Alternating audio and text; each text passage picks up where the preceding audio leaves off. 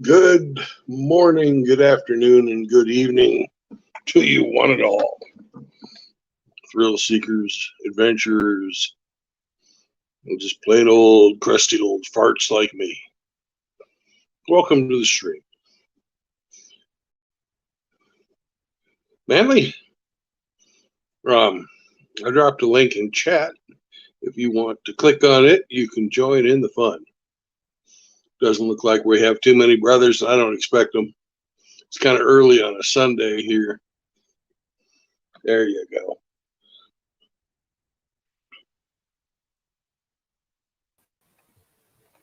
Yo, check 1, 2.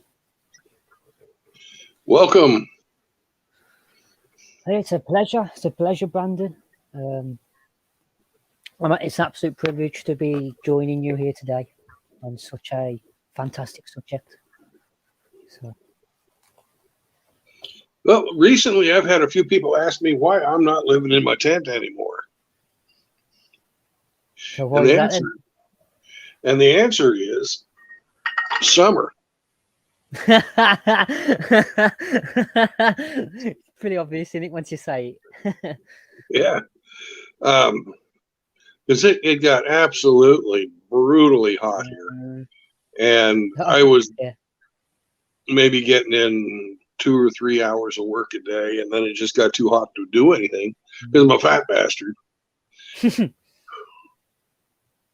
Yeah, it's not too far off over here either. But you sit there and you get up out of a pool if you won't sweat. It's horrible. Just talk to Billy right now. It's absolutely, almost unbearable. It's that hot. Yeah. Understandable. So I had some family nearby, so I said, "Hey, can I hang out at your place?" They said, "Go for it," but I've had to get a job because I jumped back into society. So that sucks. Do what you gotta do, wouldn't you? Yeah. Welcome, Mr. Downer and D-Man. I see that you're there too. Brothers, one and all. But yeah, I didn't think that it was going to be this awful during the summer. I haven't lived in Kansas for a long time, and for the last 5 years I was living, or 6 years I was living in Ukraine, and summers there are nice. They're really pleasant there, and the winters aren't as bad as people think. Hey, Outlaw, welcome. Unless you're British. Yeah. And every winter's bad for us. But at the beginning of July, every day it got over 40 degrees Celsius. That's over 98 degrees Fahrenheit, guys. And I just said, "Fuck this," and I ran for the air conditioning. Don't blame you. Yeah. So I remember 4th of July weekend thinking to myself, why the fuck am I sitting out here?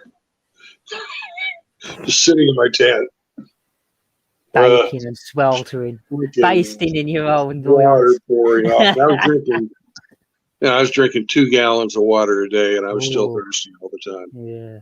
Goddamn. Not good for you, that is. No. It's not like you're in the desert where it can get that hot, but it's not humid out. And when you sweat, you actually cool off if you're not in the direct sunlight. But when the humidity's high and it's hot, it's just miserable. Yeah. It's over in UK, it's very humid. So when it does get hot, it gets hot. Because when I went to mainland Poland, it was reaching 30, 40 degrees, and you couldn't feel nothing because there was no humidity. You had to be really careful you didn't get burnt, because you don't bloody feel it, So it's all about the humidity, which if you're in a humid area, it makes all the difference. which is Well, an aspect.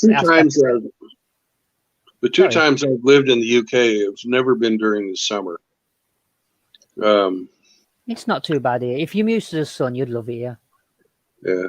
You know. I lived in Nottingham for a while, for 9 months.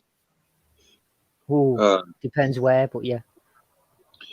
And then the second time, I was up in the fucking very northern tip of Scotland. Oh, bloody hell. Oh my God. Is that cold enough for you? Yeah, I was there. I was there November through April. It sucked. Yeah. It's the reason why all the Scottish are always drunk to deal with the damn cold all the time. Yeah. So and the bad societal conditions. But hey. Yeah. So what was it? Bringing another aspect onto homesteading is location. You know, the location of it is very important. Right. You know, the seasons and plants and the society surrounding it. All that is important. Absolutely. When I was choosing the place I'm in, I looked for water. Mm-hmm. I'm right on the side of a lake. Perfect. I looked at trees because I want the trees in Kansas are weird because the wind blows all the time, so none of them are straight. So they're not really good for lumber. But we have a tree that grows around here called the Osage orange, or the hedge tree, or Bowie dark tree. It's got 3 different names. It's all the same tree, but it is really, really good for firewood. It's very dense, burns super hot, so you don't have to cut down as many trees if you want to heat your house with wood. Gotcha. The quality of the wood's better. Yeah. Which is an aspect I wanted to bring to this is that when you find your land, I know I'm jumping a little bit ahead here. Like, as everybody knows, I've been going into my foraging recently, and you could literally just plant weeds and foods all over your land. So say you're doing your own growing, and say, because crops are, they're not guaranteed to get a good crop. You know what I mean? You might get infections or diseases or whatnot, so you might have a foul crop. Then you've got a backup, which is the land, which I don't think a lot of some people, like I've heard you guys talk, you are aware of this, I've heard you talking about it, but the land itself is a resource, but you could promote that just by spreading its seeds and helping it. And, it also builds a security. You can have a perimeter. In UK, we have a plant called thistle, and it's purely milk thistle, and it has little spines, and you have rose bushes as well, so you can eat rose as well. So you have rose bushes and thistle all around the perimeter of helping you defend your land. Just makes it a little bit more difficult, and then that gives you a little nice space of area to work with, growing your crops and stuff. Well, if there's native plants that provide sustenance, that's always your best backup. Yes. Yeah, berries and blackberries, raspberries, a wall of defense that gives you food. Brilliant. And we have a wonderful tree around here called the black locust. And those things are nasty trees, but if you want to build a hedge, they're a great tree to build a hedge. There you go. Yeah. The thorns on them that long. Just nasty tree. Because I've been talking today. In real life. I've been talking to a truth movement group, and it sort of broke up today, which was a shame, because there was anti-violence, and half of us wasn't. So it's like, oh, this ain't going to work out, is it? Oh, unfortunately. But the subject was defense. We can save as much gold, silver, and get our landscape done and our homestead done. But if we've got no defense to defend it, guns can only go so much. You need obstacles, tactics. Because these people that are coming in that will take our stuff eventually will be better armed than us. And so we need advantages. We need homeland advantage, so we can, we know where our bushes are. We know You can even set up traps in certain parts of your land, so you can run them into that land, and then they get all caught up in twines and whatnot. You just all these little things. So use your home advantage. Right, and I definitely do that. I'm not finished because I just started last December. Mm-hmm. But in the military, they always told us when you're setting up your base that you need 3 levels of security. Mm-hmm. You've got your natural security, you've got your traps, and then you've got yourself with your active security. Yeah. And as a young man, I did some trapping, mostly for like raccoons and muskrats and stuff like that, and coyotes. But that gave me some pretty good skills as far as setting up traps around my place. And believe me, I've got traps around my place. You just see they're sleeping at night, and you just hear, oh, got one. Well, I didn't disarm them when I left either. And in my tent, I even put some new ones in there. Oh, fantastic! Just don't get drunk one day and forget where you put them. No, I have a nice little trap that if you want to, and I've got some suitcases. I didn't leave anything in the tent that's worth of any value whatsoever. But somebody's going to go in there. They're going to go after the suitcases, which have some photographs and some other crap that I don't want to lose. But if somebody goes and pulls one of those suitcases out, I've got a bug defogger hooked up to it. Nice. And if they move those suitcases, the bug defogger is going to go off, and they're going to get a lung full of insecticide. No way! Oh, so I thought you were going to make a big noise. Oh, that's brilliant. That won't kill them, but it'll sure ruin their fucking day. Yeah, it could give them lung damage for the rest of their life. Yeah. And I won't go into specifics of how I have it triggered. So in case anybody's watching and has figured out where I live, then they just have to worry about finding it themselves. Mm-hmm. But there's none of the steel jaw traps that I have laying around that a person, if they stepped on it, they couldn't get out of.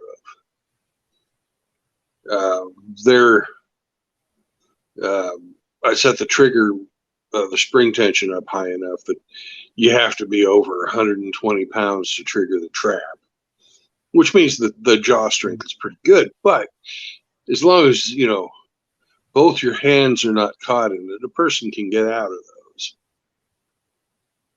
But they'll be heavily hurt in the ankles, more or less. So, holy shit, Indy MGTOW broke his hip. Oh, what happened?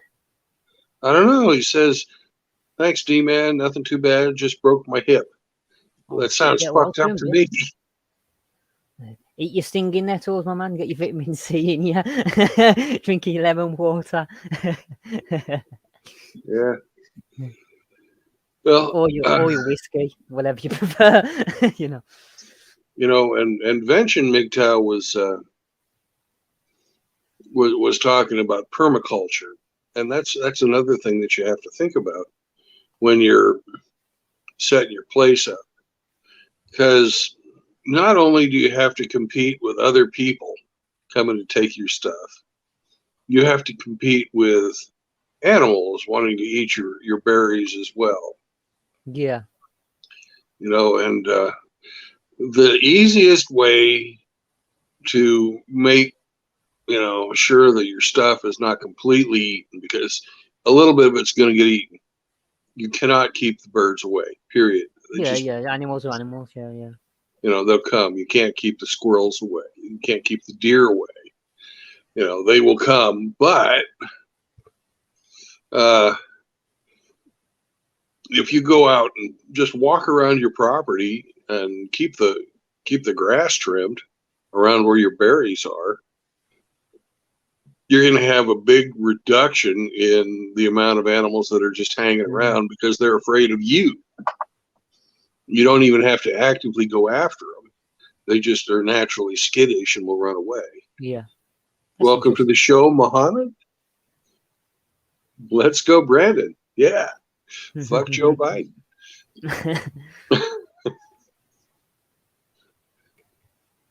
So, just maintaining a presence on your land, one, it'll make it easier to harvest when it comes time to harvest your berries. Yeah. And two, it'll reduce the amount of animals that are coming to eat on your stuff. 100%. And I've actually just witnessed that because where I forage, I've actually found a plot of land where the council tractor's gone round the back, up a hill, and it's cut a load of grassland around the back of a load of houses. So they've got a little garden, a little place to walk their dogs. But it's only for that line of houses. So I walk up this little path, and it's absolutely full of fruit and forageables. I come back with two plastic bags full of raspberries and blackberries and stinging nettles and thistles. Nothing better than fresh blackberries. 100%. And I know it sounds silly, but warm blackberries, picked straight, being warmed off the sun. That's actually quite nice. It's not. Yeah. It doesn't. I don't know if you can see this, but here's a blackberry muffin. Oh. That my mom cooked for me. Blueberries. Oh, that's lovely. Oh, you cooked you nice and blue. Blueberry muffins are my weakness. With berries that I went down. That's what I was yesterday. I had to go down there. Once somebody triggered one of my trail cams, and I had to go down and make sure that everything was okay. So I picked a grocery bag full of berries. Beautiful. Good stuff. There's nothing more satisfying than free food, lads. I tell you, you could go down the shop, be clustered in loads of sweaty fucktards, and come out from the queues and that, or you could just pick out of nature. Yep. And it's more healthy as well. There's nothing like it, lads. And that's the around here. You also have fruiting trees, and there are a bunch of old farmsteads where the people no longer live there because it's not profitable to run a small single-family farm anymore. But all the old people that used to live on these farms had all these trees, and you go and you pick the fruit off of those trees and plant them in your land. Yeah. And you'll have something, a species that will thrive in the nature of where you're living. Perfect. Yeah. Around here, apple trees don't do very well because the wood's kind of brittle and the wind blows a lot. But pear trees do good. There's a special, I think it's a Native American tree called mulberry. It does really good. We've got mulberries over here. Oh, good. Well, mulberries are great. I love mulberries too. They're really good, especially in pie or as jams. Just eating them straight, they're kind of sour, but if you prepare them a little bit, they're really good. For the stuff you're talking about, we'd have to go out into the forest lands in the UK. And if you look in the UK, there's not many forest lands, and it's every single bit of it is owned by the government, the National Trust. So when you actually go out foraging, it is actually, you're not allowed to do it. You potentially could get arrested for it. It's potentially theft. But I'll go out and do it anyway, fuck them, But yeah. There's foragers all over that, there's people, they don't get arrested. There's people that got foraging groups, which I'm trying to join right now. So, while I'm still in the area. But in the UK, you got to find a little plot of land that people walk the dogs, but then you got to go a bit away off from the trails where it dents into the actual bushland, and that's where you Right. forage. And so in And UK, you're trying to carry around a little small knife to cut away bushes. It's pretty tricky. Knife crimes are huge in UK. You get caught with that, cutting trees down. yeah, So that's why it's snow. better to go off into the bush. Where they can't see you. So Snowman says that he's got some nut trees on his place too. Those are Mhm. great. Love the nut trees. Around here we've got pecans. The walnut chestnuts tree. over here. Yeah, Oh, I wish we had chestnuts. I love chestnuts, but yeah, me too. it gets the winters here are too brutal for chestnut. That's a shame. We have a lot at the beginning of winter. We always have an ice storm first before the snowstorm starts, and And that'll kill it all off. Yeah. you put all that ice on the branches and stuff, and then the wind's blowing, so the tree weighs about 10 times more than it normally does, and it's hard on trees around here. Mm. Um, I'm right on the edge of the Great Plains, so the wind is constant and strong. That could be another tip. You could start planting trees that block the wind. There's a lot of you Oh see yeah, some properties out in the field, and they're just surrounded in trees, and you won't that's believe true. there's a house in it, and that's purely to block the wind. And the government encourages you to do that. Mm. So, what you can do to make a little extra money off your land, though, is when you're planting those we call them windrows here, or wind breaks, is if you plant hardwoods, you can get carbon credit money for it. Brilliant. Yeah. So, and especially if you're like planting hardwood nut trees, you can harvest the nuts every year and get paid just to have a tree growing on your property that you were going to have anyways. There you go. I wish it So, was like that in the UK. I think in the UK, once you buy your land, I think that's it's your land.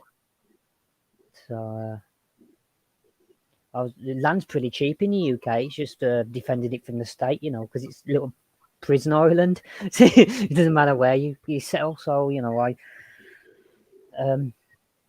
for people in the UK, man, you got to sort of start thinking about getting some group of people together and finding some land to work with and help defend. And that's what we're talking about here, and what we're going to talk about is all about the things that needs to be done in the UK, especially with the wind protection, security, growing your own food, and eventually we're going to go into long-term food storage. So yeah.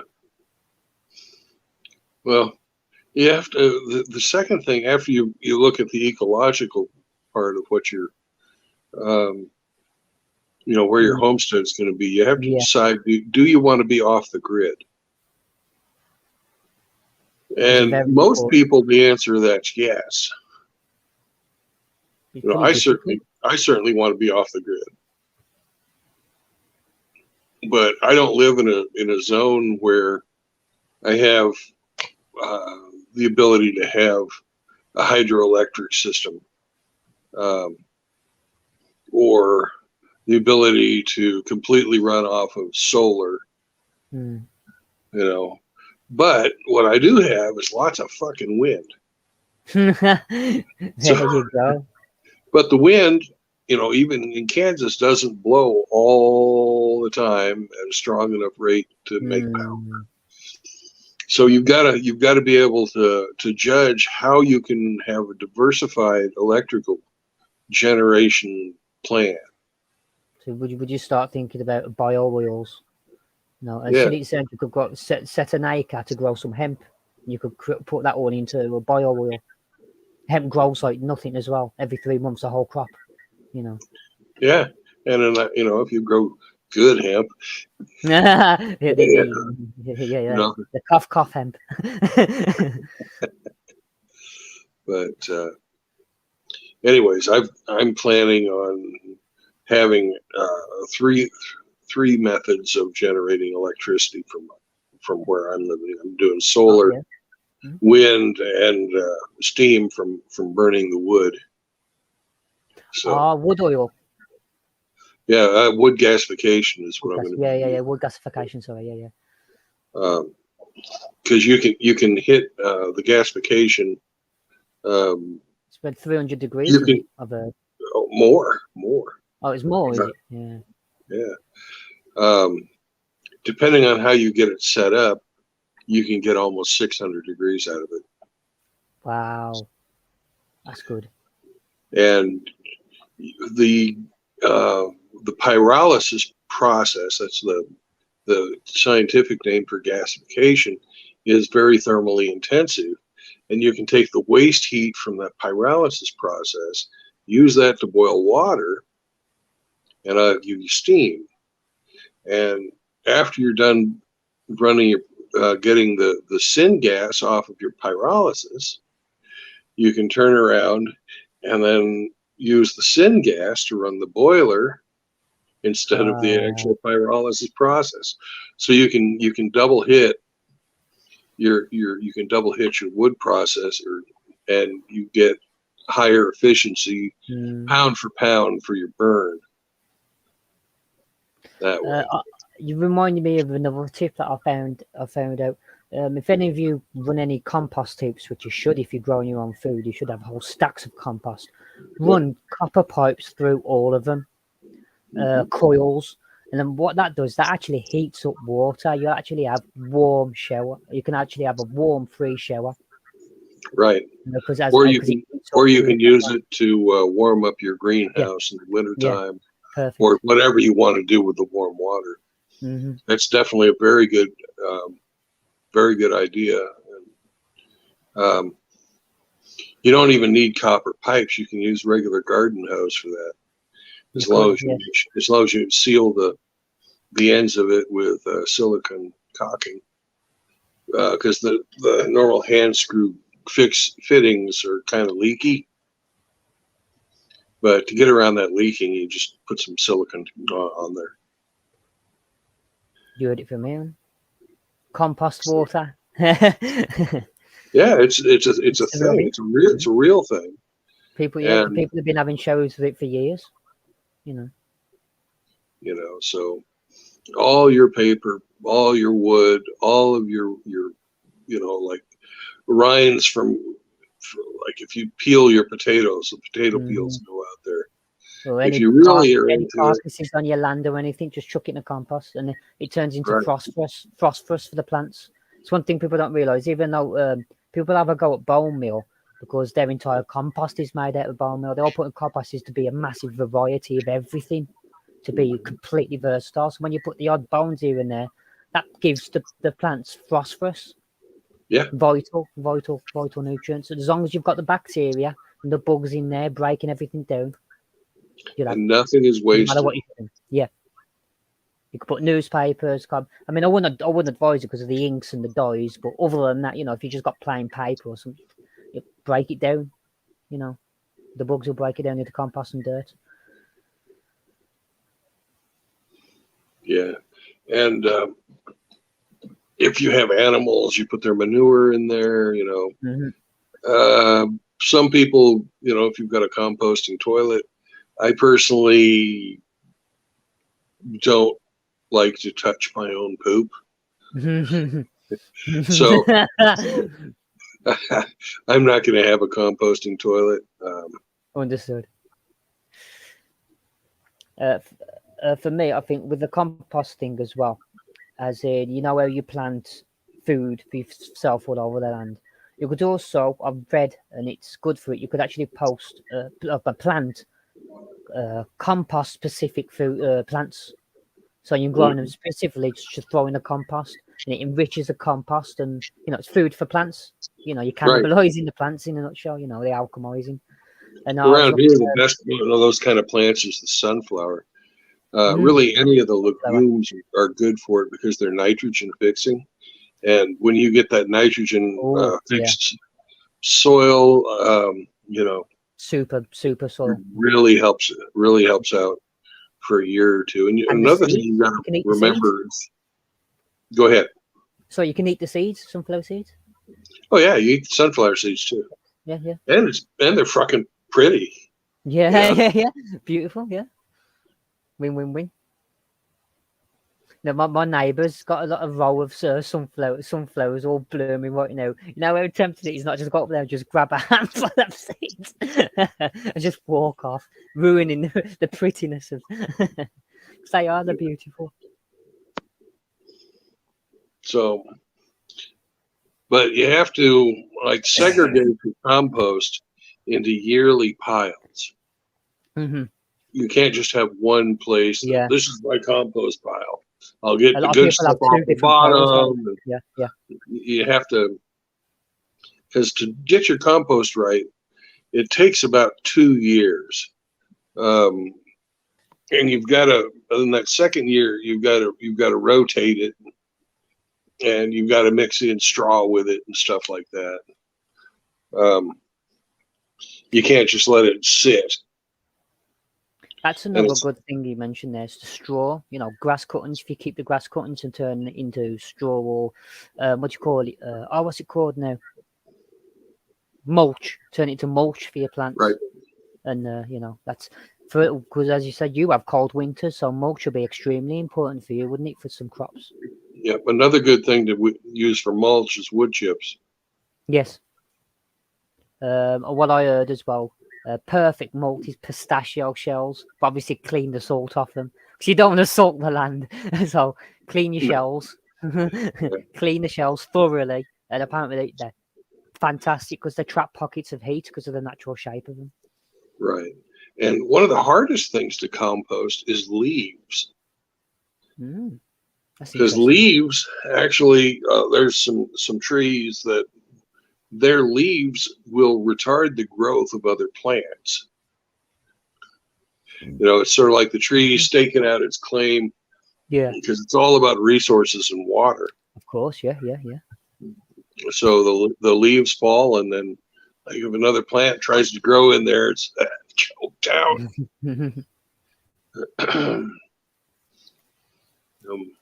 Maples are really bad about that. And there's a few other trees that are really bad about that. Pine trees are another tree that will choke out other plants with the pine needle falls. They're also another great defensive plant. They actually have medicinal properties as well. You've all heard of nettle needle tea, pine needle tea. You know, super high, tastes bitter as crap as can be. But one thing you'll know about food, the more you look into it, the more bitter it is, the more nutrients it's got. A perfect example is the apple. The sweeter the apple is, the more hybrided and low nutrients it has. The more bitter it is, like Granny Smith apples in the UK, more bitter it is, the more nutritious and the higher value it has. So it's a bit like that. Yep. And Hemi says, don't let your compost pile dry out. That is a very good point. Yeah. I forgot to mention that. That's very good. You don't want to kill the bacteria off. You got to keep it. Yeah. Because what compost is basically a big pile of living cultures.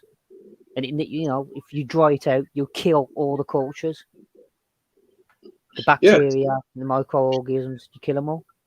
You got to keep them alive. You got to water soil, or at least look after it, like like a plant. If you let the soil to a plant dry up, the plant dies. You know. Same with the microorganisms. I also heard seaweed is super good for compost. It's got. I heard that true. Full of iodine, full of vitamin B12. You know, all this thing that's going around the vigor. You have your B12, have your B12.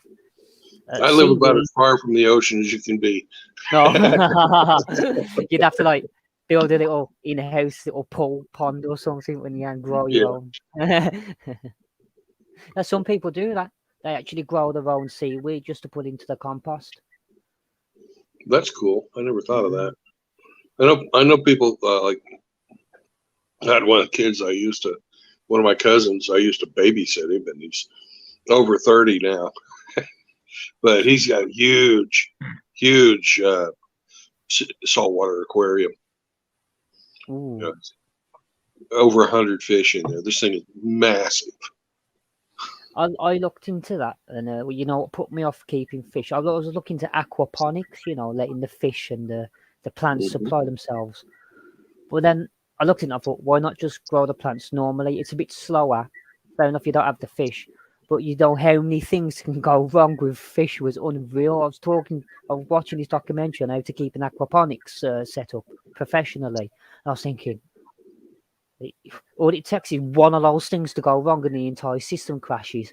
What? They've got to pay attention to the pH, the food, the heat, everything has got to, you know, it's too much work, you know. You ever just, you know, if I was eating fish, I'd go out and fish, you know. I wouldn't keep an aquaponics. But that's my opinion, you know. People have their own interests and passions, you know. If they've got passion in it, then you feel the value in the work, wouldn't you? So Hemi, you're freshwater, right? Hemi says he dredges his shoreline, and that the freshwater seaweed, yeah. Yes, I do love potatoes, hamster. You know I do. That's a very. If you can get anything to do with seawater or rivers breaking out from the sea, as Hemi's saying right there, it's perfect for compost.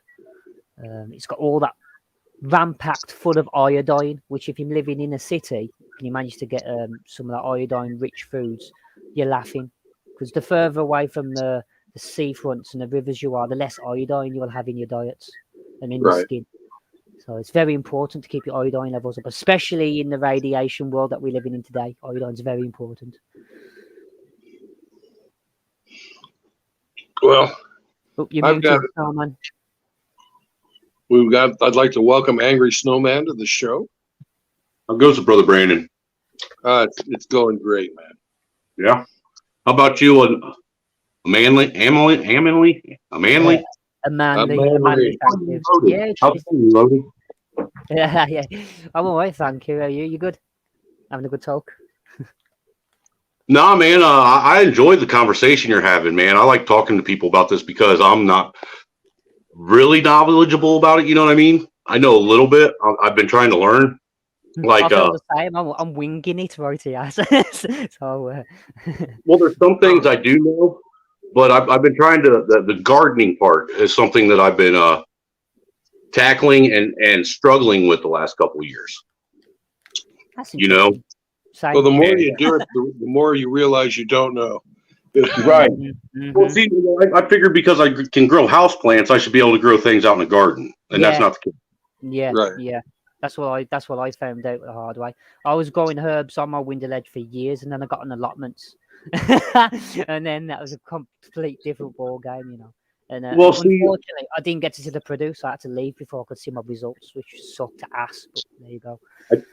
I think what my problem is I'm just going out and sowing seeds directly into the garden, and I don't know what's growing.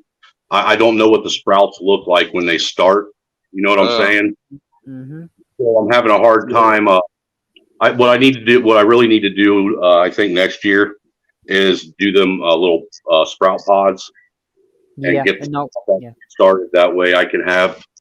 It's hard to keep a garden cleared out when you're sitting and waiting on sprouts to come up, but you don't know what the sprouts are to pull. So you don't know what to pull around it because everything looks the same when it starts growing again. And then the next thing you know, your whole garden's overrun with everything, and everything looks the same. And on top of that, you can get a 2-week head start if, like, you plant your seeds in a solo cup, something like that. You can start them like your lettuce. Around here, we plant lettuce on Valentine's Day. Right, so a couple of weeks before Valentine's Day, you can plant your lettuce seeds in your solo cups. They're in there inside the warm house, growing, and by the time it comes time to put the regular lettuce in, you got a 2-week head start. Well, I got a really late start this year anyhow, because we just got this 2-acre piece of land, So I'll be honest with you. This year I went out and all I really threw in the garden was zucchini, because zucchini will grow through anything. And that's something that it doesn't matter what else is growing out there. It'll still grow. And it's very obvious that it's zucchini. I threw some, I threw some cucumbers out there. I threw a few cantaloupe, hoping maybe I get lucky, and a couple tomato plants. And this was just like maybe 2 months ago. I got zucchinis actually starting to flower now, though, and same with. So I'm hoping that maybe, because have you noticed how here lately the first frost is actually getting later and later each year, and it seems like here the last couple 2 or 3 years.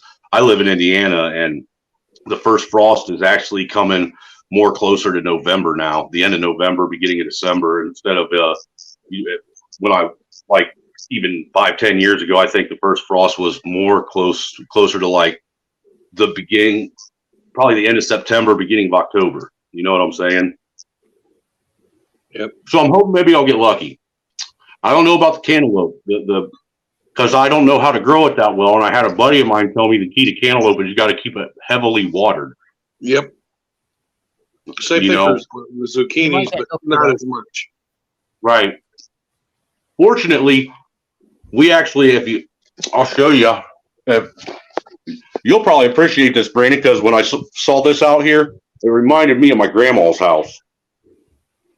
Be honest with you. Okay. Hold on. Welcome, Reverend Hemi, Rusty Rivers, James Von Maxwell, Muhammad El Sayed. I don't know if you can see that out there. That is a nice lawn you got there. You see that pump out there? Yeah. That little well right there by the clothesline. There's a line that's straight down into the ground, man. So, and my garden's beside that. You know, here, that's our whole property out there. So all the way back to the tree. You know, so with water and stuff, it isn't that we don't have to. I don't have to worry about water bill now. You know what I'm saying? Which actually helps a lot when it comes to watering your garden, because we were living in Muncie last year, and man, I'll tell you what, our water bill, keep water garden and keep it functioning, was outrageous, man. Well, Hemi? Hey, can you hear me? Yeah, we can. I just want to say something real quick about the gardening. I had terrible luck at gardening until I started doing my starts indoors.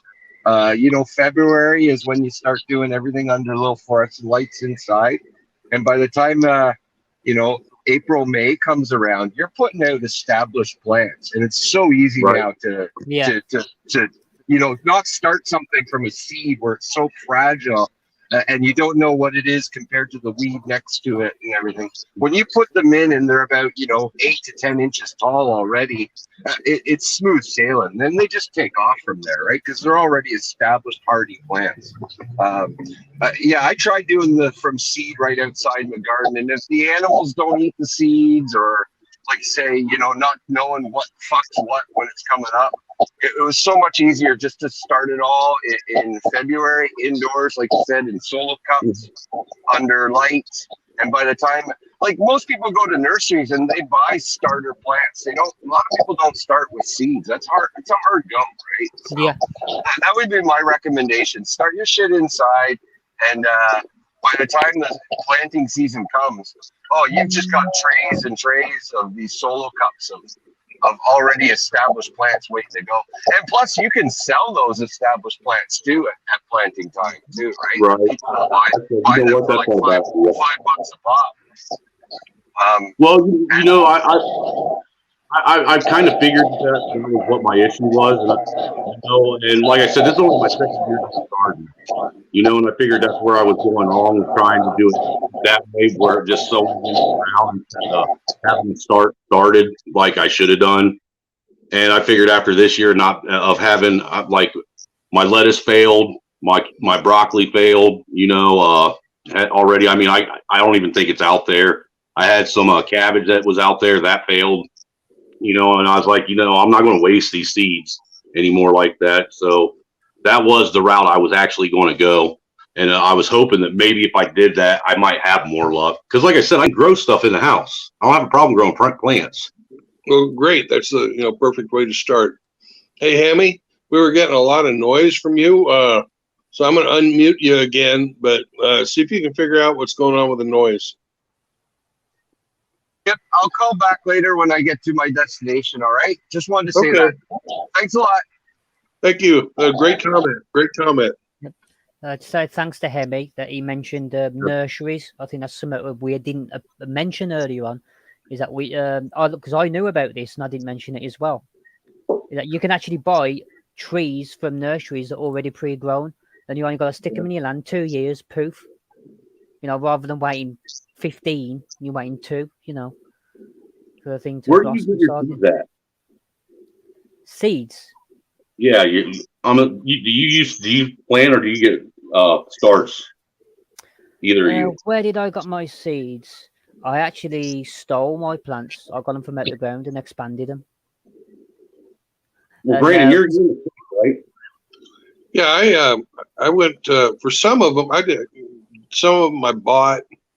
Some of them I went to the old abandoned farms around. Like the fruit trees that I put in are all cuttings from the abandoned farms that are around where I live. Like a branch off of it? Yeah. You can take a branch and it'll turn into a tree? Yeah. How? Well, the trick is you have to do it at the right time of the year. You cut the branch at like a 45-degree angle. Mm-hmm. And immediately wrap it in wet paper towel. Didn't know that. Okay. Is that to preserve the hormones? That's got to be. Yeah, it's got to preserve the hormones, keep them wet and moist, isn't it? Right, that's what grows the roots, isn't it? It's the hormones. Well, that does, but when you do it in the wintertime, like when the plant is dormant, you're not going to shock it. That's right. Okay. And by putting it, in the wet paper towel, your a plant is gonna. It's when it's in that dormant state, it will actually suck water. So when you put that moisture around it, it's going to start sucking. And then a very tiny amount you put, like a single crystal of Miracle Grow in that paper towel, and you keep that up for a week or two. And it'll root. Mm-hmm. And then it'll start growing from that end. And then you plant it, and I've had maybe about a 30% success rate on growing those. Really?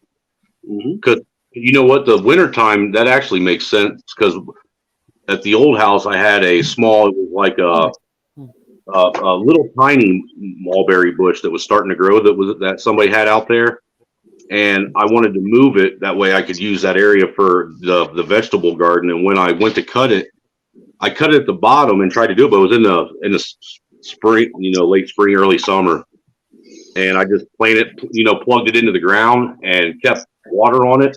Now that thing's died, man.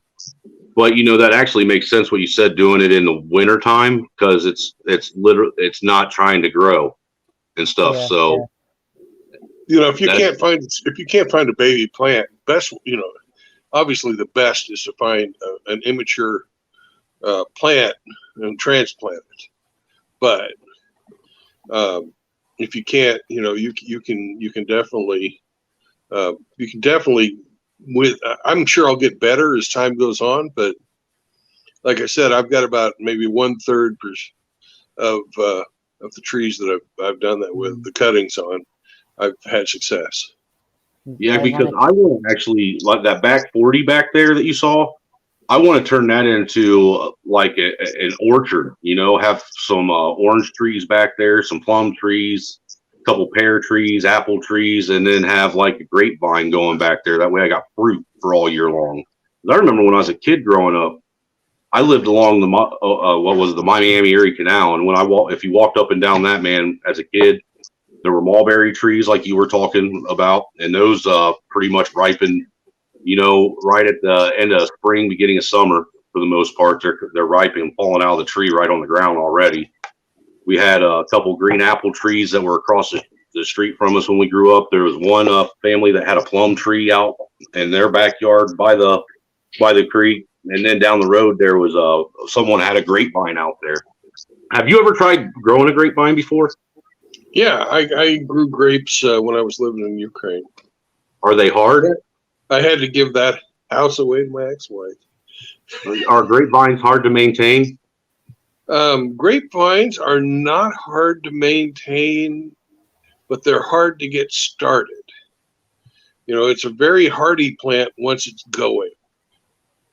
You hear stories about like up in Napa Valley, they'll have fires, burn up almost everything except for the root. And then next spring, the grape will come up again. Well, the thing is I don't even know where to get. I don't know how to even start one. I don't know if you go to a nursery or a greenhouse and buy like a grapevine start or whatnot, or I don't even know how to get it started. I don't know if there's grape seeds that you buy that you start and plant. I have no clue, but I know that I want one. Well, I'd look into heirloom seeds because anything else could be a bit defective. Heirloom seeds are especially organic, are actually grown from farms and sort of like through the generations of their family. So that's what I would advise you to do. Heirloom. I would agree. There's got to be some grapes that grow naturally in your area, because you can't go down to the supermarket and buy the grapes that they grow in Florida or something and expect them to grow in Michigan. Right. And I don't even know if the seeds that are coming out of any of the fruit that you're going to get in the store are even able to grow anymore with the GMOs that you put in it. I think they termination seeds, yeah. Well, Johnny Midnight has a great question about warm weather plants growing in cold weather. If you have potatoes, if you have what's known as a semi underground greenhouse, where most of your greenhouse is actually in a berm. Have you guys ever seen the earth ships? I have. Yes, I love them. Right. You keep your sun exposures in glass, but the rest of the greenhouse you cover up with earth. Yeah, I've seen those. Right, and then you also run tubing out. Hydroponics through it? No, for air. Oh. But you bury that tubing lower than the frost line. Right, the guy who pioneered this lives up in Nebraska, near a town called Beatrice, which I believe is fairly close to Father Saunders, but I could be wrong about that. But anyways, this guy in Nebraska, winters are even worse than the winters here in Kansas. They're a lot colder. And he's able to grow oranges and lemons and bananas year round. Wow. And those trees you could not plant outside. Well, I feel right now, like because of the cost of everybody's been hit with the rising cost of food right now, and I feel that's detrimental right now at this stage of my life to learn how to successfully try and produce as much fruits and vegetables in my household as I can. You know what I'm saying? And not have to spend a whole lot of money, because I've noticed that what I used to even 6 months ago get for $100, I'm getting like maybe half of that now for $100. Right. And welcome, Mohammed. Well, we had Mohammed for a second. I thought we were going to get to hear some Egyptian homesteading news. one thing, there's a tree I would love to be able to grow. Have you ever had dates from a date palm? I have had dates before. I've never had them fresh. Yeah. They're nice. They're very nutritious, very healthy. Absolutely. I love them. They're great. They're, to me, they're like a hardier prune, almost bigger. Yeah. 3 of them a day can literally keep you alive. 3 a day. And I eat a full tablespoon of fresh honey every morning. Oh, that'll definitely keep you going. Definitely. Welcome, Hemi 4Speed and Mohammed. Cheers. Can you hear me? Yes, I can hear you. Okay, I'll let Hamid go. He hasn't said anything yet. Peace upon you. Oh, he's a mute. Peace upon you too, bro. Peace to you too, brother. Salute. Well, the topic here is very interesting to me because it was actually my graduation project. Smart farming, cool. how to solve the issues of farming too. My project was about the space itself, how to farm even in space environment. All right. Are you planning on starting a homestead? You're in Egypt, right? The voice is still.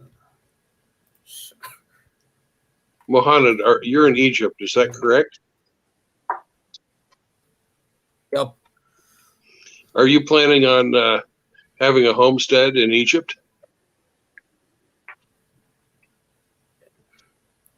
Voice is. Yes, I can hear you. Yeah, we can hear you.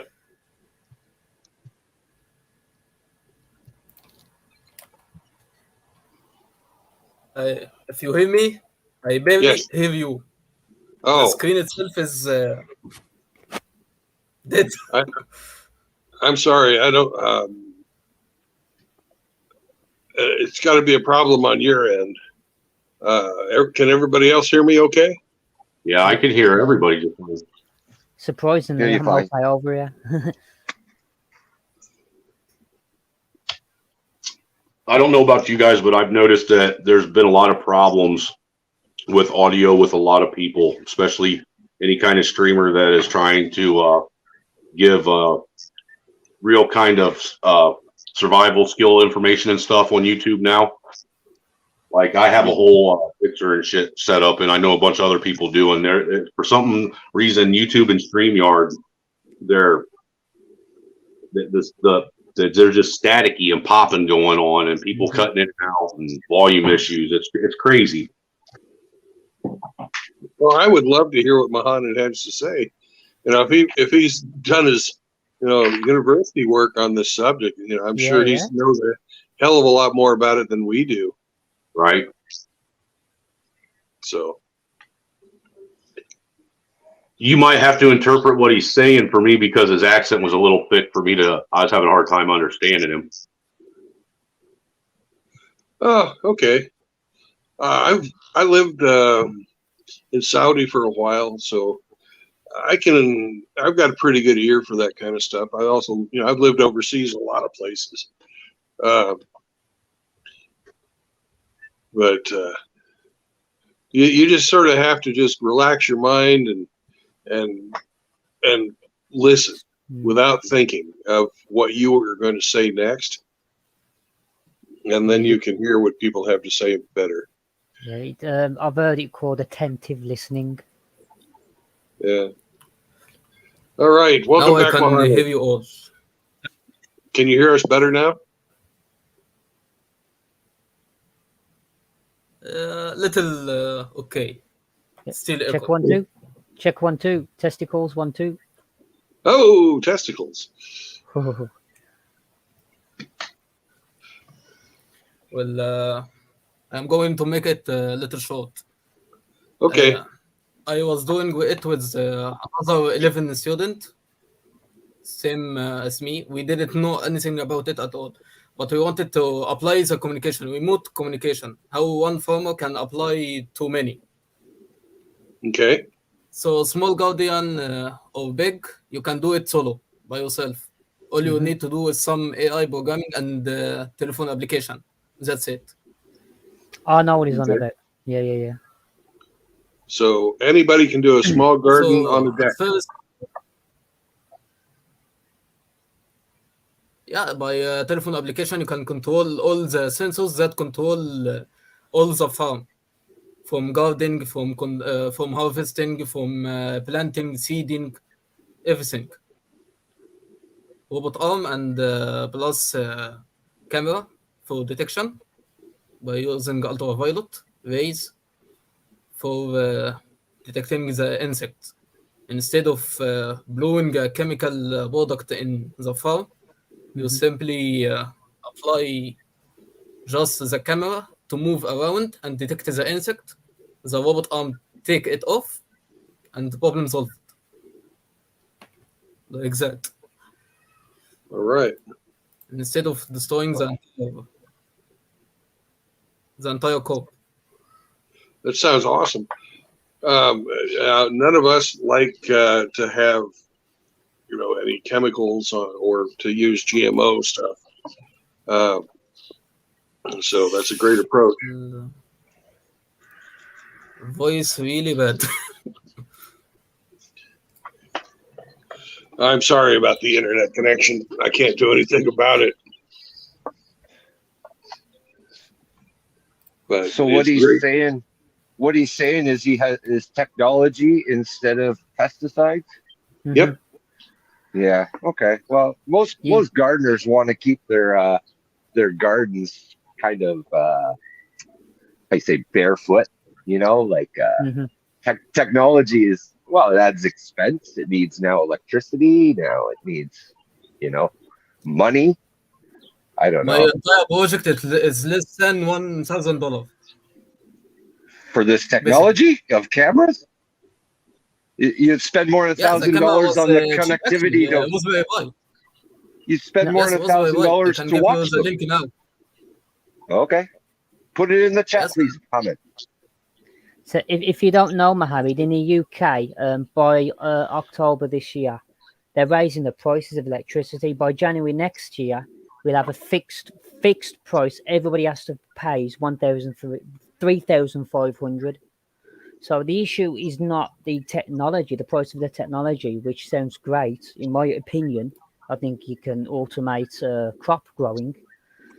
But the issue is the people that control the ability to use that technology. It's being used to strangle society right now. And that's the issue we've got. We like the technology, we love the idea. It's becoming more unpractical as time progresses. That's all. It seems to be something that only maybe the richer people would be able to do because of the electricity prices. Or maybe if you could go off grid and do it. Cost was basically the solar cell. Solar cell and small wind turbine. Yep, but solar panels. All that was in But just keep some spare panels because they'll need replacing every 12 years. After 6 years, they start degrading quality. So you do need to replace and repair solar cells. Look, there are many styles of making solar cells. I used one of it. It's called the shadow protection. Yeah, just stock up on them. Yeah, like for example, make solar cell empty spaces. I can hear you now. Okay. Amanly? Yeah. Oh yeah, it's just that's fine. I'm just saying not everybody has got access to that. Well, the one thing too is if with him living in Egypt, he has access to the sun a whole lot more frequently than direct sunlight than like we do over here in the States. I mean, what's your guys' average rainfall over there? Not actually. We had actually the lowest rates of production. And the sales too, because now the exports and imports cut it. So that's probably why it's more important over there. Due to the war, most of them. Right. See, so with that, like where I live here in Indiana, it rains probably Can you hear me? it rains like 3/4 of the year. If it rains, So that is actually much more decent. I can make you a good production of water irrigation instead of making and the You water can that can be done. Yeah, that can be done. Yeah. like how I use to make a production. You will have much more tank. Say what? I didn't catch that. he says with that much rainfall, it would be a Always. lot easier. It would be. Right. I put a link that Mohammed gave me in Uh, the chat. So if you guys want to look up what he's talking about, the link is right there above Chris Mitchell's message. Look, the R3 stuff you must understand before going into this. First, you must classify the type of the processor you want to use, or the microcontroller. Microcontroller or the processor is what you will use as a main controller to all the system you will establish. I here use NVIDIA or I use Raspberry Pi. Here it was much more cheaper to use Raspberry Pi, but for better quality, you can use NVIDIA microcontroller or microprocessor. That will be much far decent as a choice. Well, wouldn't you be able to use a Raspberry? That is how I a managed Raspberry Pi. the budget too low. Yeah, I'm pretty sure you could do a Raspberry Pi. You could do Raspberry all that Pi, job. Yeah, Raspberry Pi. Yeah, yeah, it's a the small fourth computer, generation yeah. of the. Oh, you know it. Yeah, good. Not everything can apply to everything. I am here giving what I used. In here, Raspberry Pi Gotcha. was for Gotcha. the AI controller, was for multi controllers. But for a graphic quality, you use NVIDIA. NVIDIA is the boss here. Okay, so For camera what What do you quality, need Mohammed's to? for saying is security. Here I use NVIDIA. black and white. Oh, okay. I know. Yeah, I've got it. I'm with it now. You need the video. You need a GPX for all the visual aids, for the visual aspect of it all. Right. Yes, Yeah, that that's is why way above NVIDIA my is pay important. But grade. here I use just the camera. So low quality NVIDIA plus Raspberry Pi lowers the cost. Instead of No, using a that's Too high, large too high NVIDIA tech. for all the Yeah. We're not on about the parts. The parts are still cheap to buy right now. It's the electricity to run them all. For If me, you're it's not the unaware, knowledge. if not unaware, over in the UK, it is absolutely skyrocketing right now. And it's that's why there was a massive immigration in Ukraine. The main reason wasn't the war; it was actually electricity prices. well, same here So because thanks to yeah, Ethiopia, we have same over lower there. electricity. The use yes, the use is the dam Wow. because 80% of energy of Egypt is from the dam, the high dam of Egypt in Aswan. That's one. Yeah.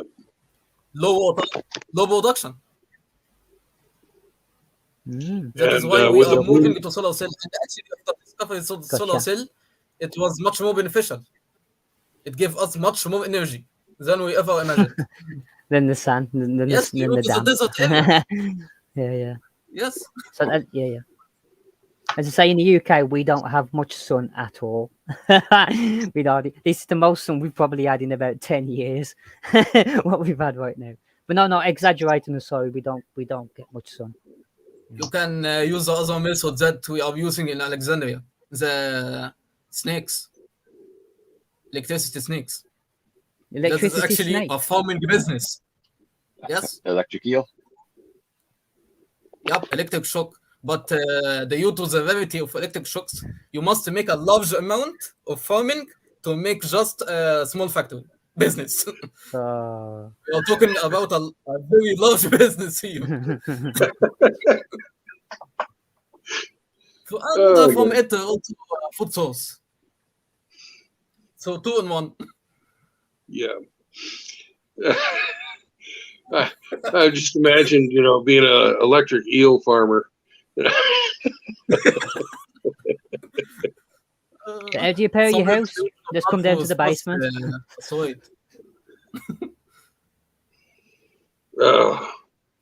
Well, let's see. There's only 2 places I've ever visited where they serve eel as food. One of them was Britain, and the other one was Japan. Well, it's actually on a the menu in perfect Spain. for ill. Anyone with cold or anyone with heat, the soup out of it heals much better than chemical products. Yeah. Like the people who drink orange before cold. Yeah, exactly. The same idea. So I tried eel and I didn't like it, but some people like it. Not me either. It was a fun. Let's avoid the stream inwards. I'm more of a back to the land kind of guy. I want to go out, and I use the work in the garden as my exercise because I hate going to the gym. I hate it. So I'll probably never automate. No, I prefer. That's a good Just thing. work much more. Like if you are not going to gym, at least pick a physical job that requires much more. Exactly. That's why that's what the gardening comes in. And cutting my own firewood and about the garden. I will give you 2 styles that you can make them in the house, and both will make you much better. So this is a horizontal and vertical.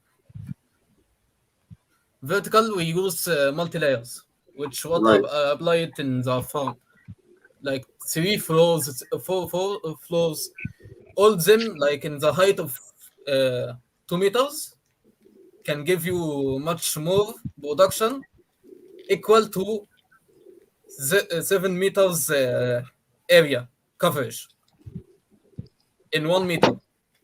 That is the horizontal line. Yeah, vertical farming is definitely a good thing.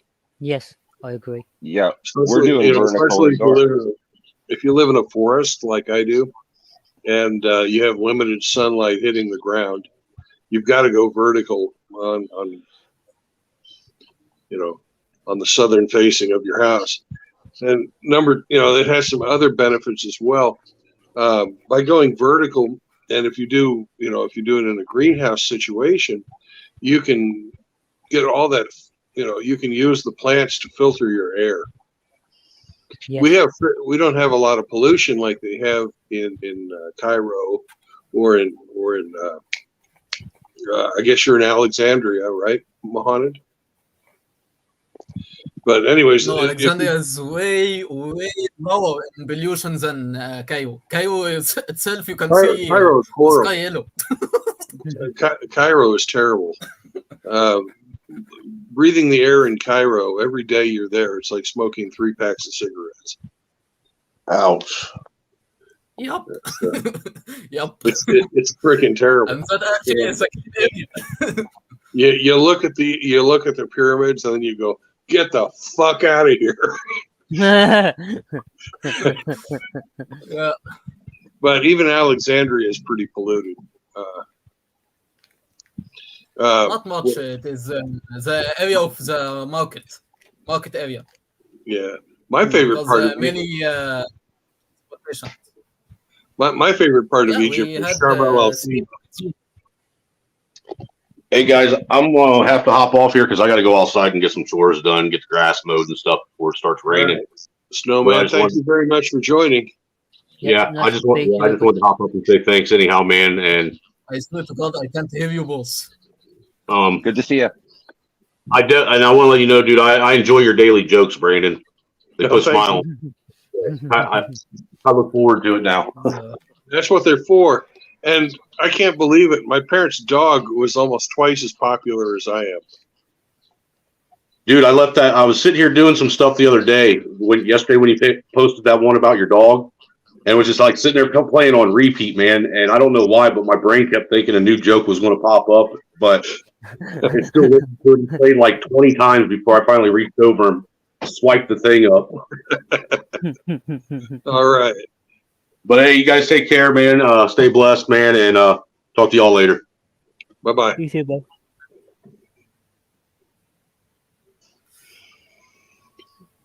So my favorite part of Egypt was Sharm el Sheikh. Do you know where that is? Sharm el Sheikh. Yeah, it's on the Red Sea. Sharm el Sheikh. I'm probably saying it wrong. It's on the Red Sea. They have the coral reefs. Yes, its name Sharm el Sheikh. Sharm el Sheikh. Yeah, and I love that. That's my favorite part of Egypt. Yes. It contains much more treasure areas too. Yeah. Well, we're going to get back to homesteading as our topic. The mechanization of your farming is something I hadn't really thought about. That's completely out of the realm of what I have planned for my homestead. But I can see if you're one guy, how you can maximize your time by mechanizing if you have the extra electricity to do so. I'm all for passive mechanization. Do you know like how much electricity my project costed? The cost was basically, I will give you the paper, which was, I opened the file now. 1,860. So $860. That was the cost. That's not bad, but a shovel, a hoe, and a rake will cost you about $25. Yeah, but if you have battery charging, like how I used, it will lower the need to use the system every day, because my system was basically based on 3 steps. Number 1, the need of the sun, because my camera and the AI design the system of need of ultraviolet of the rays of everything. So basically, I tell them the time start of every planet, and it will do the job solo. So some sensors will be on, some sensors will be off at the time need. That's awesome. The number I said was the max, not the average. That's really cool. Do you have any photographs? Any pictures? Any video? What? Do you have pictures or video? I can't see it. Write it. Write it. Okay. I will write it.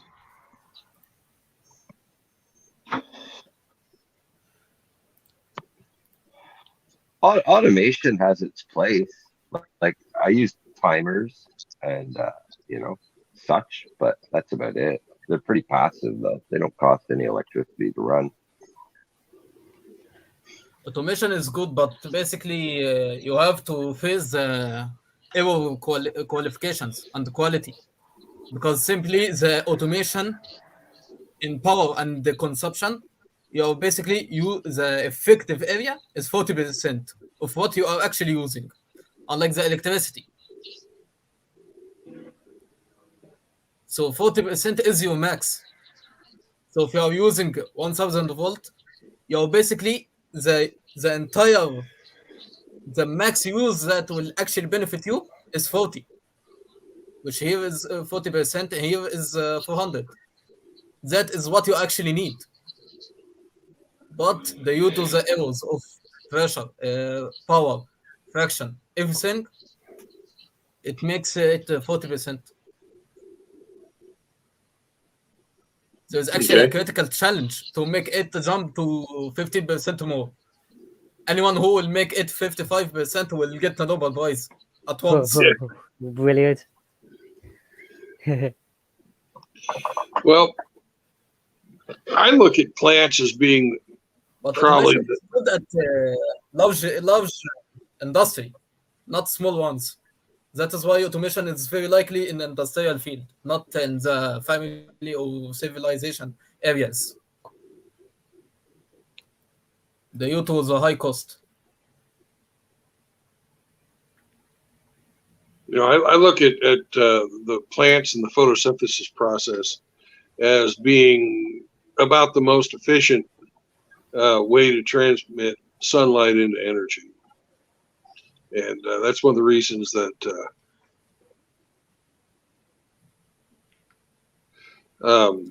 that is why when I said in the chat, solar cell depends on the material you are using. The active the material is, the more effective your energy will be generated.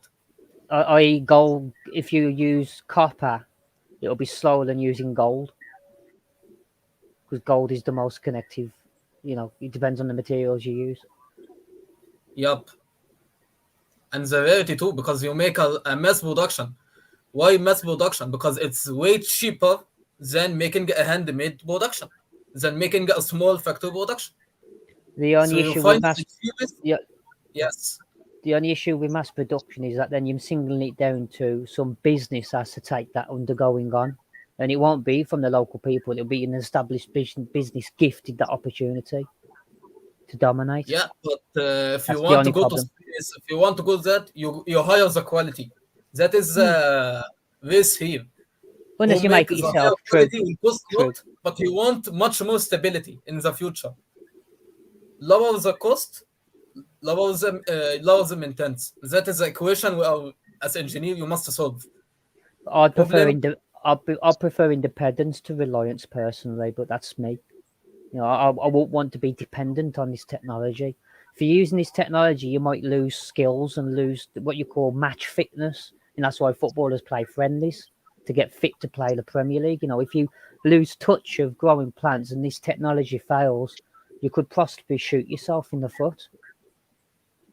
I agree, but you have to face two things. First, even the player will get old. There is new patch of players that will come.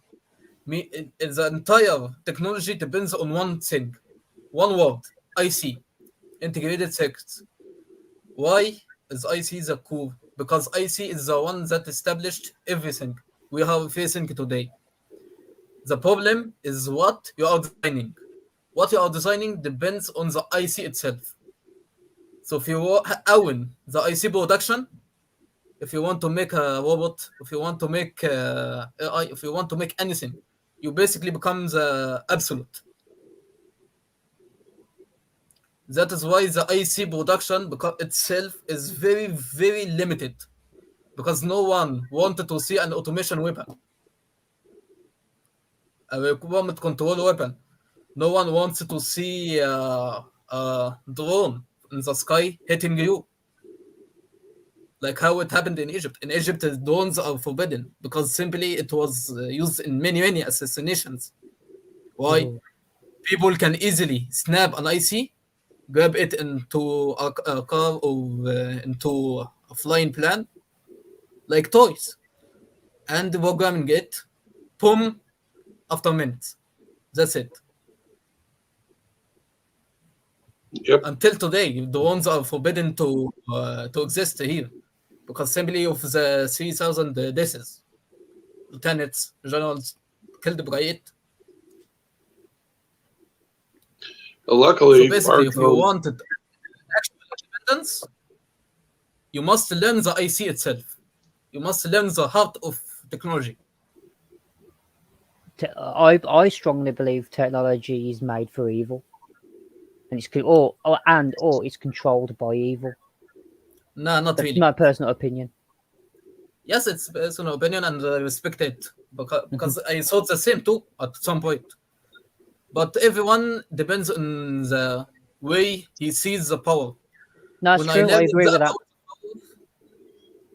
look here, like for example, you are using sun power to do what? To make energy, to make electricity, to make stuff. Same power in the past, in Socrates' era, some used it to burn ships. Yeah. So energy is pure in itself. You are the one who transform it to what you want. Nikola Tesla created the AC motor to make energy more efficient, and he started dissociating himself from the mainstream environments because they used it to charge the people more efficiently for music. He didn't agree with that, and then they found out that he was trying to give free electricity to everyone all around the planet, and they shut him down and they've even removed him from history books. So this, this technology is created by good people, but it's owned by evil people. So basically, anything can be corrupted as well as Yeah. anything can be fixed. Mm-hmm.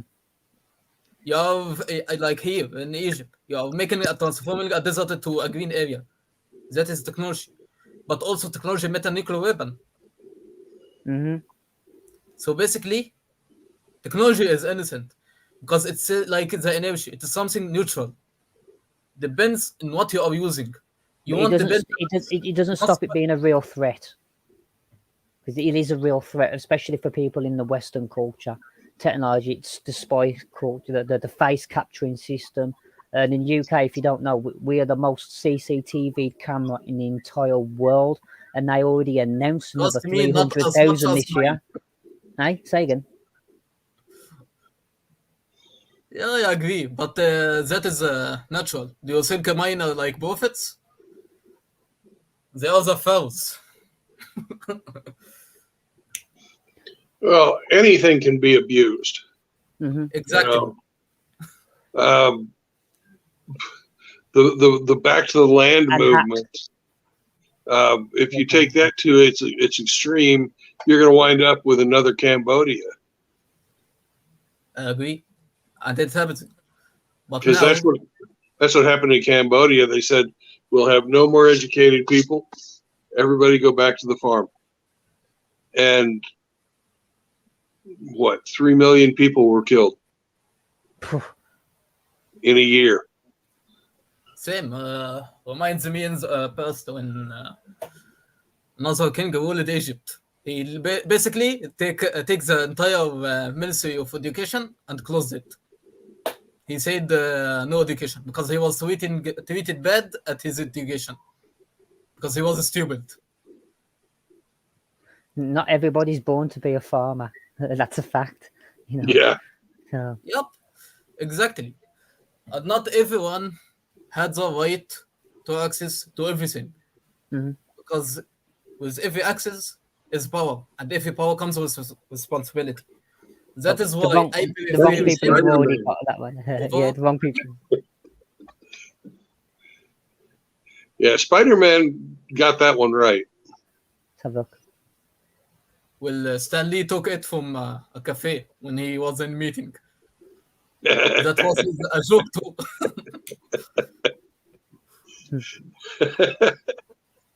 Yeah, that's how life works. Not in mathematical equation, but equation made equation made equation. You just figured one, like Al-Khwarizmi said. I agree with that. Yeah. Inventor of zero.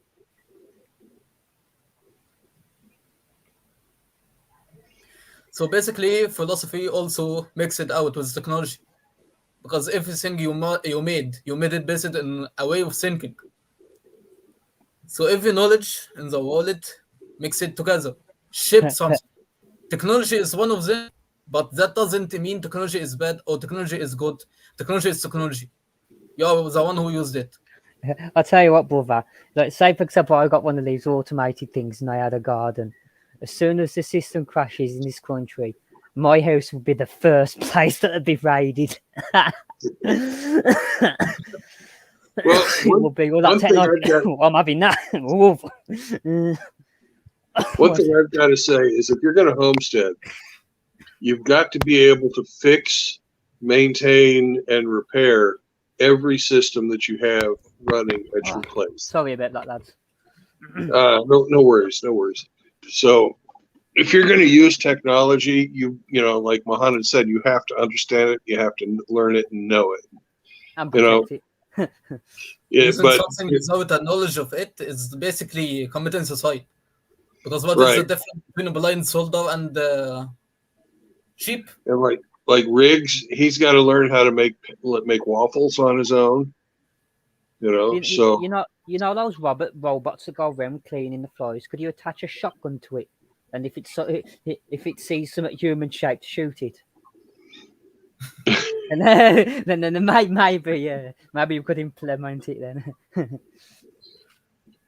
well, My son there are agreeing. some places online you can go to do online hunting. No way.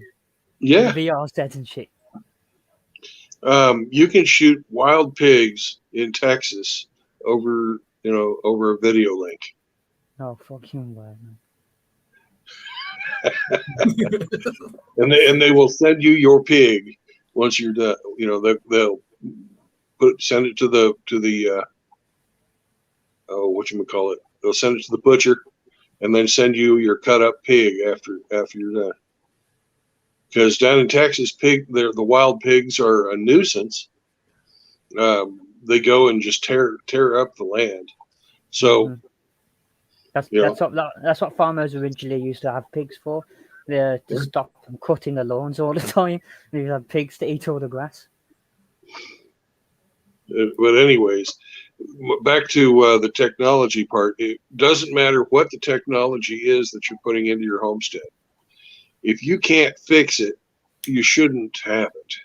Yeah. Absolutely not. Sometimes some stuff are critical to use. Like, for example, water pump. For example, engine. For example, the entire network. Because basically, you can't understand the Wi-Fi itself without study a long term. But you must have it to have the access to learn. So some stuff are critical to use, and some stuff you must learn to survive, at least. At the bare minimum, you must learn to survive.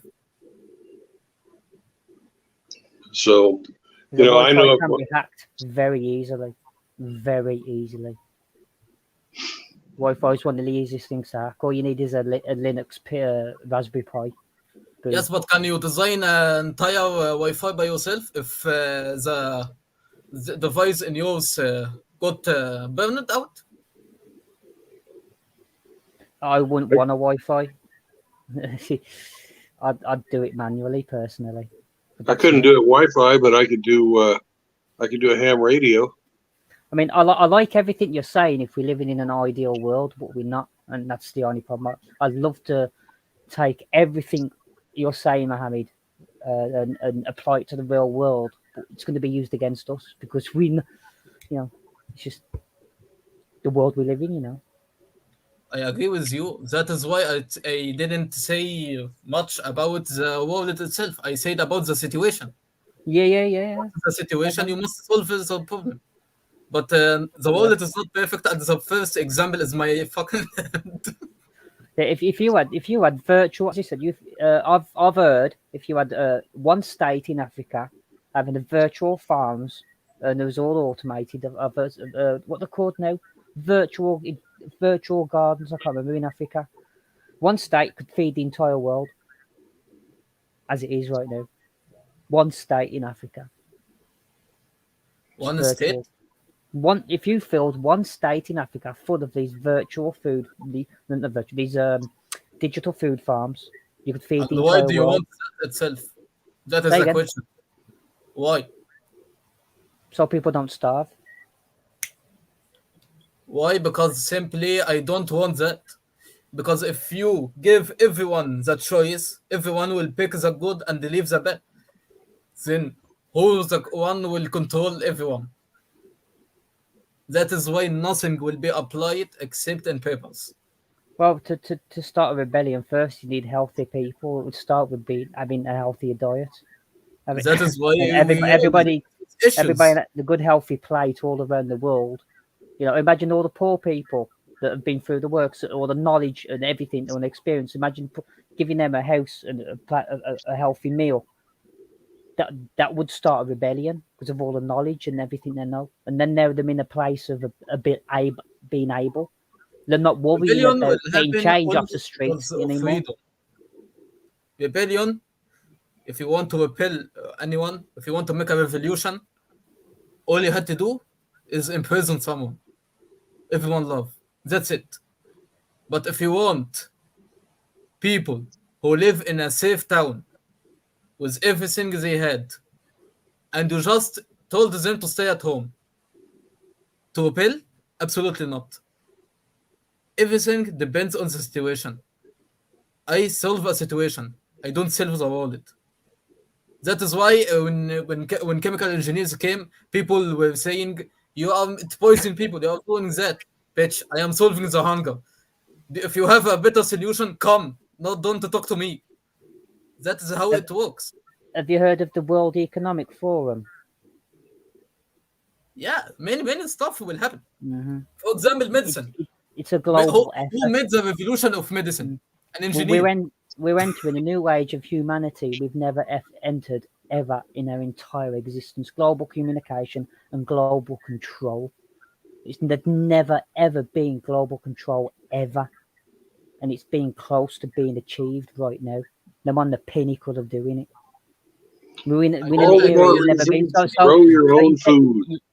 Yeah, so having all these solutions is okay, but when thinking about the bigger picture, you have to defend these solutions as well, because they won't be permanent if you can't defend them.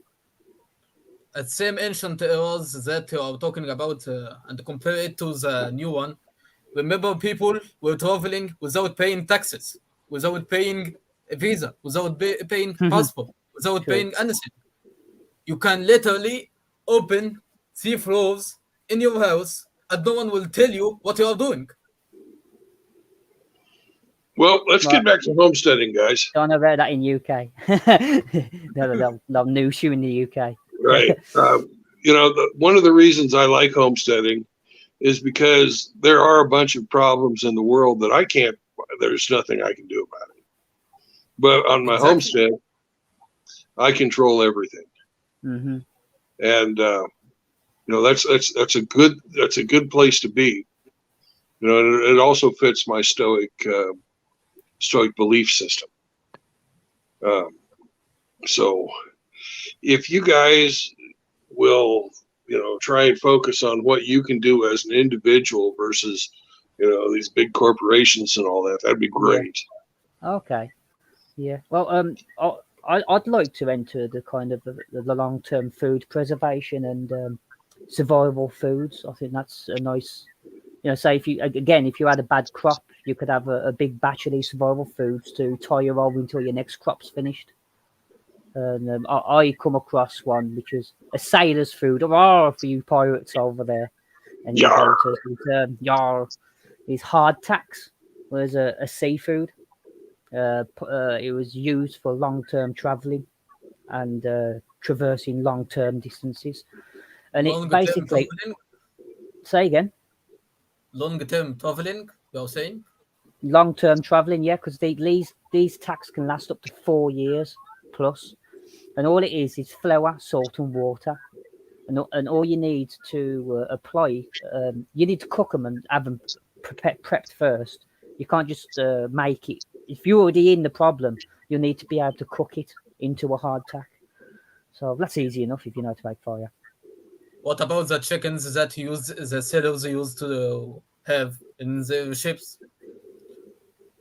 Chickens, I don't know much about chickens. Having animals on the ships wasn't very good because a lot of disease was already prevalent on seafaring. If you heard about all the traveling different animals to different countries, it was very difficult because all the animals kept dying all the time. But that is why they use chickens, because it die fast.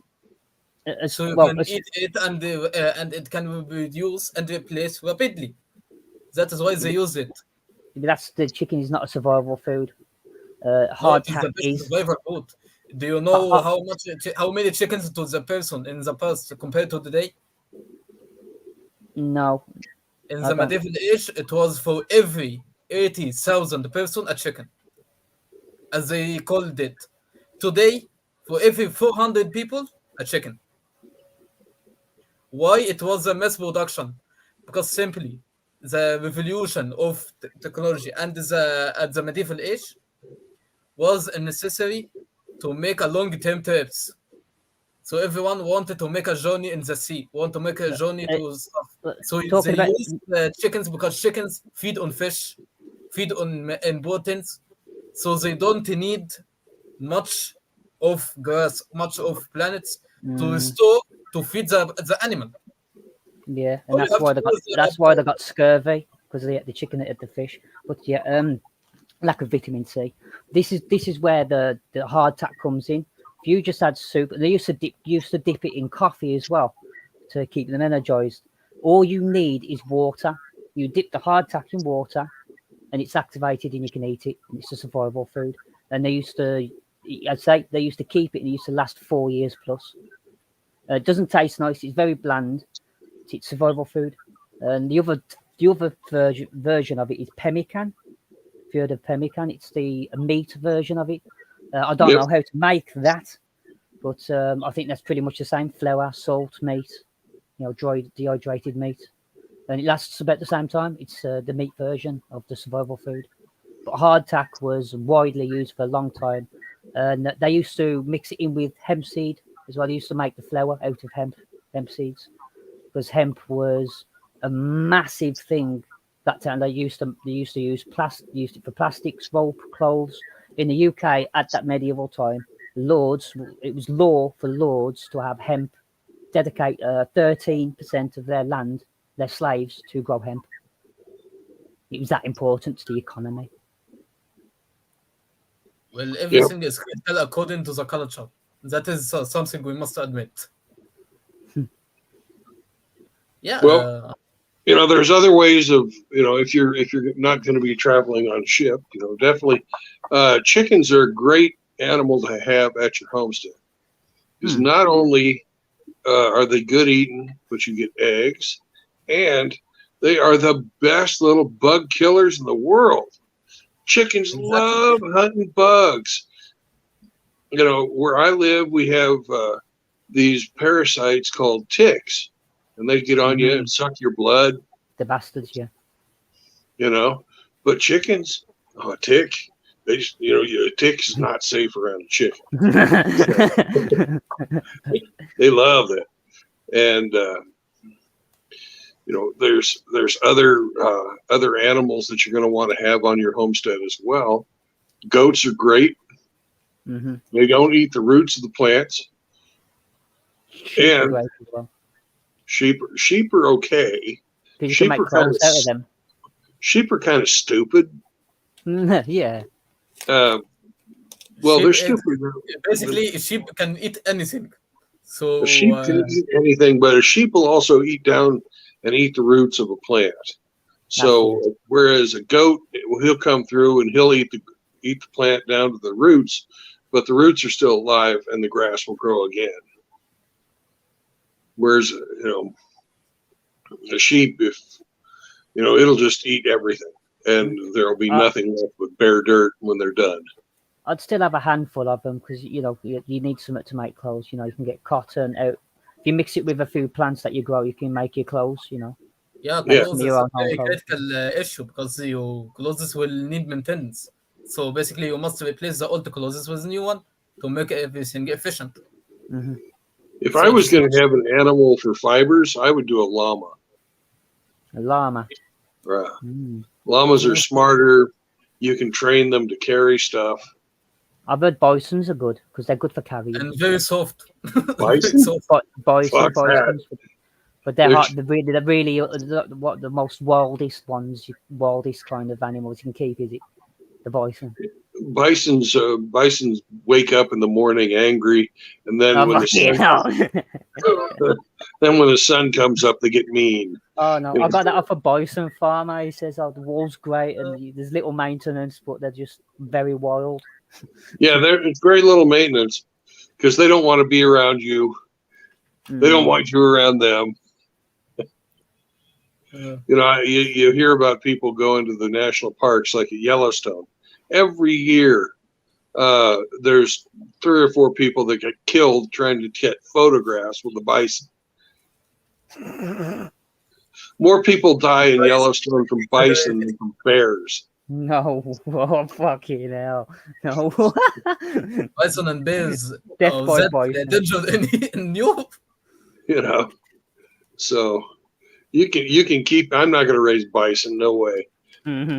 Fair enough. Cows taste better, and cows are actually very sweet, nice animals. If you don't treat them mean, a cow will be very nice to you. And I'm talking from the perception. I don't speak for you guys. I speak for myself on this. But I'm talking about the perception of living with them and growing old with them. But obviously, you guys have the intention of getting the full resources out of them. So. Well, if you've got a cow that weighs a metric ton and it's pissed off at you, would you really want to live around that animal while you're fattening it up to eat it? True. You know, I'd send it up in the wall for some random predator to eat it. Whereas if you have a cow that will eat grain out of your hand and looks at you as the person who's scratching there's a camel better. You know, I'll leave it to nature, man. I'll leave it to God. Let God say, let God pave the way for your cow. There you go.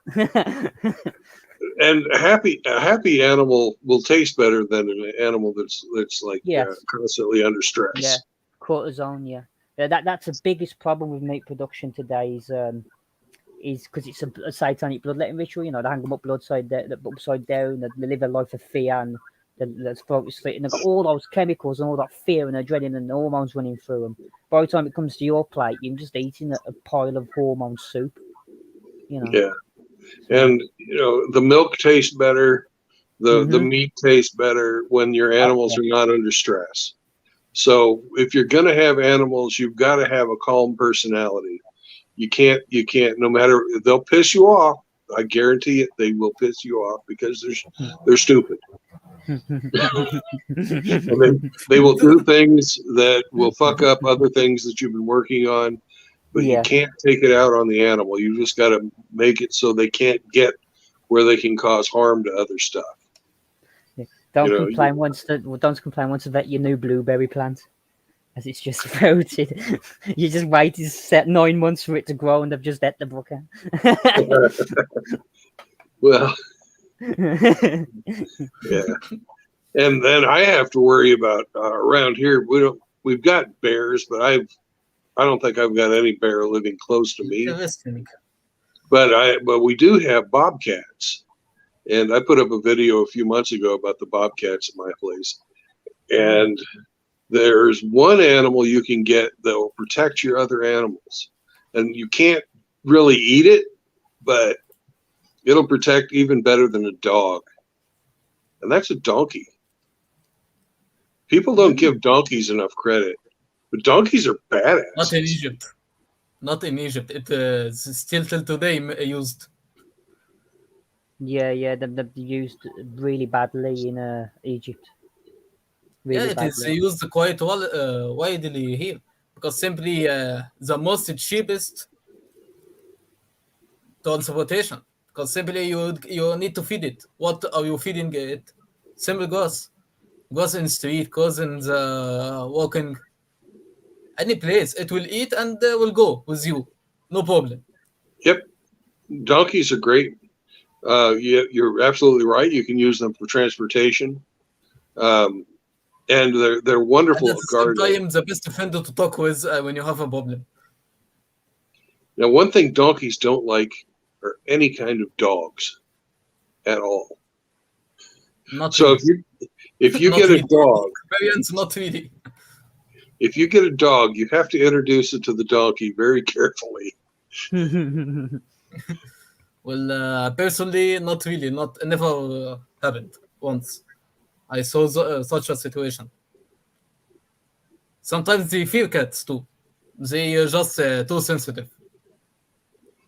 Because when No, you are moving too fast, they just scream about it because they feel too much cow, just like that. Nothing more. So maybe the dogs are little wild here in your area. well, Riggs, we're talking homesteading, so we're talking country. Yeah. What about joining us, Riggs? Now, say that again. Let him join us. Oh, Riggs. Yeah, I'd love to have Riggs join, but he never comes on. He's always so shy. We're talking about donkeys. He's an ass. He should come on. Nice one. So Cats are also a half decent thing because cats can keep the birds away. They're good companions, and also their shit is perfect fertilizer. right, and they also around where I am have a much more important. We have lots of fucking mice. Hmm. You know, and cats are great at keeping mice away. Yeah. I had they make some of the insulation on the wiring that's in my van is made out of byproduct of soybeans. The fucking mice got into my wiring harness this winter. And Must be No much way. better than eating your salary. yeah, they were eating my fucking van, little bastards. Fucking hell. One of my friends was employee in a company 3 years ago. He went to the house and put his salary first day in the month. He took his salary with him. He put it in the coach. Then he went to the bathroom. When he came back, the rat ate it all. Oh, He had a picture in the Facebook. He hung the mouse from his four paws, his arms and his legs, and he was like, "How I can fire you? Put him in gas. Put him in." He was literally torturing the hell out of him. Yeah, Indy, you know what it is? I don't know, but I prefer to have a cat bite than a snake bite. I don't know what it is. I've got a massive phobia of snake bites, and I don't know why. Just those two fangs puncturing right through to your bone. Oh, it just makes me cringe every time. Yeah, food is important. The source. So basically, you must understand what fuel you are putting here. Like the cows, there's a fuel type A, fuel type B, fuel type C. You must understand the food you are putting here. yep. Well, we're coming up on 2 hours here. Any final thoughts, gentlemen? Because I'm getting hungry. I had something to eat before the stream. Make sure you got your preps ready for the incoming economic crash. Try get your hard foods done, your long-term food stored. Get some jars, get some canning, learn a bit of foraging. Do what you got to do to survive. Maybe And in do it now while you can. I can help you all by smart farming. Because basically, I am doing one, and under the ground, I will explain much more further in it. That can help out. So, what can you do if you're still in an apartment is what we'll be talking about next time with our next homestead talk. So, if anybody wants to join the panel next time, talking about what they've grown in their apartments and what kind of plants you can grow without land, how you can sustain yourself if you've just got some windows and some water. So that's what our topic is going to be next time. And until then, thank you both for coming, and the other members of the panel that were on and off today. I appreciate everybody who came by and had something to say, and everybody in the chat, even including Riggs. So, Muhammad, do you have any closing thoughts?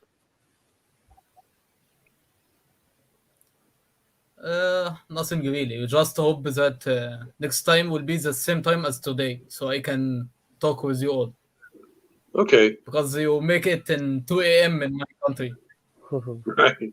Well, But now I think, it is like now it is 7 p.m.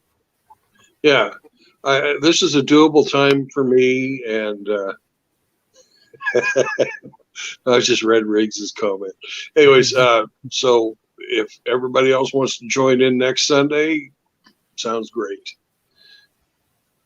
Peace, brothers. Thank you for coming. Okay, Thank you. seems Cheers. fun. May peace be with you all.